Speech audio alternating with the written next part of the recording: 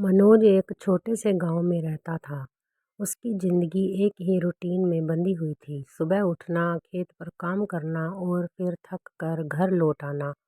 मनोज के मन में एक सपना था।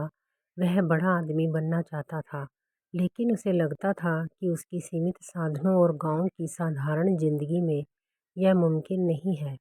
एक दिन गांव में एक साधु आया। उसने लोगों से कहा, मेरे पास एक जादुई पत्थर है, जो इसे छुएगा उसकी किस्मत बदल जाएगी।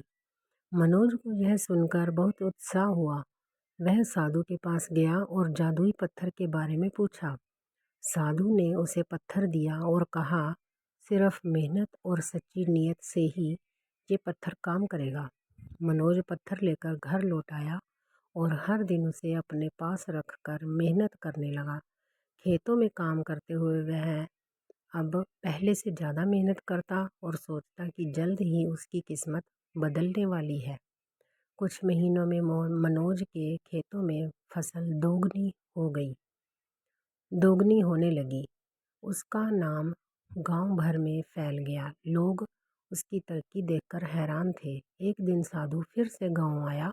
मनोज दौड़ता हुआ साधु के पास गया और बोला, महात्मा जी, आपके जादुई पत्थर ने मेरी जिंदगी बदल दी। साधु मुस्कुराया और बोला और कहा, बेटा, यह पत्थर जादुई नहीं था।